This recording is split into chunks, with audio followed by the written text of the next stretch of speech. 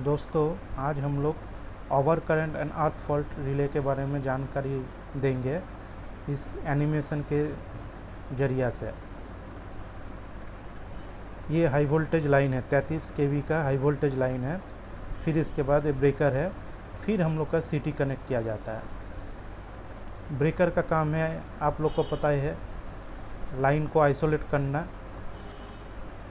मतलब ब्रेकर एक तरह का ऑन ऑफ डिवाइस है। फिर उसके बाद सीटी है। सीटी का क्या काम है, ये हाई वोल्टेज साइड में इस सीटी एक ट्रांसफार्मर है, मेनली करंट ट्रांसफार्मर है। इसका भी प्राइमरी होता है, सेकेंडरी में होता है। प्राइमरी जो है सीरीज में कनेक्ट किया जाता है हाई वोल्टेज लाइन में, और इसका जो सेकेंडरी है, सेकेंडरी कनेक्ट किया जाता है रिले में। सीटी का क्या काम है, हाई करंट जब इसका प्राइमरी से पास होगा तो उसी का प्रोपोर्शन में हम लोग का सेकेंडरी में करंट फ्लो करेगा। जैसे मान लेते हम लोग का ये सीटी है 100/1 एम्प्स का, तो प्राइमरी साइड से अगर 100 एम्प्स पास करेगा तो इसका सेकेंडरी साइड में 1 एम्प्स पास करेगा, जो रिले में जाएगा। और ये रिले हम लोग का अभी जो आ गया न्यूमेरिकल ओवर करंट एंड अनफॉल्ट रिले, इसमें सेटिंग कर सकते हैं सीटी का कॉन्फ़िगरेशन डाल देंगे। जैसे ये 100/1 एम्प्स का सीटी है, तो सीटी में हम लोग डाल देंगे 100, primary side 100, secondary side 1 amps.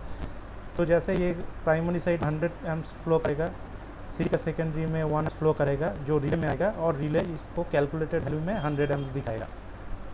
फिर अगर ओवर करंट एंड अनफॉल्ट रिले में हम लोग सेटिंग कर देंगे कि हम लोग का ओवर करंट 1 एम्प्स या 100 एम्प्स जैसा रिले रहता है। जैसे वो ओवर करंट में हम लोग सेटिंग कर दिए 100 एम्प्स जैसे ही फ्लो करेगा तो हम लोग का ये ब्रेकर आइसोलेट करना चाहिए। तो वही हम लोग चेक करेंगे इस एनिमेशन में। जैसे हम लोग एक अर्थ फॉल्ट क्रिएट करेंगे, कोई भी एक फेज डायरेक्टली अर्थ फॉल्ट में शॉर्ट हो जाएगा, तो हम लोग का ये रिले का जो रिले का ट्रिप कॉइल है, ये रिले का ट्रिप कॉइल जैसे एनर्जाइज होगा तो देख ही सकते हैं ये ब्रेकर में 110 वोल्ट डीसी जाएगा जो ट्रिप कॉइल में। पॉजिटिव जो है आपका डायरेक्टली गया है कॉइल में, और नेगेटिव जो है रिले का कॉन्टैक्ट थ्रू होके आपका ट्रिप कॉइल में गया है।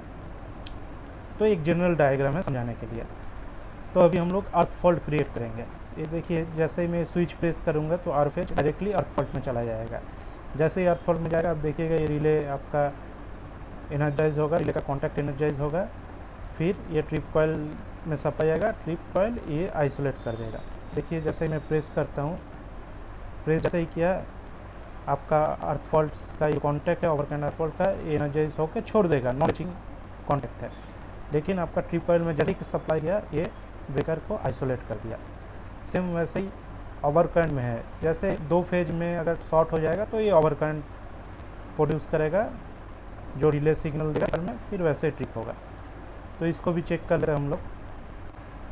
अभी हम लोग ओवर करंट फॉल्ट का सिमुलेशन चेक करेंगे। देखिए, 2 फेज आर फेज और वाई फेज शॉर्ट, जैसे ये प्रेस करेंगे स्विच, ये शॉर्ट हो जाएगा ओवर करंट में।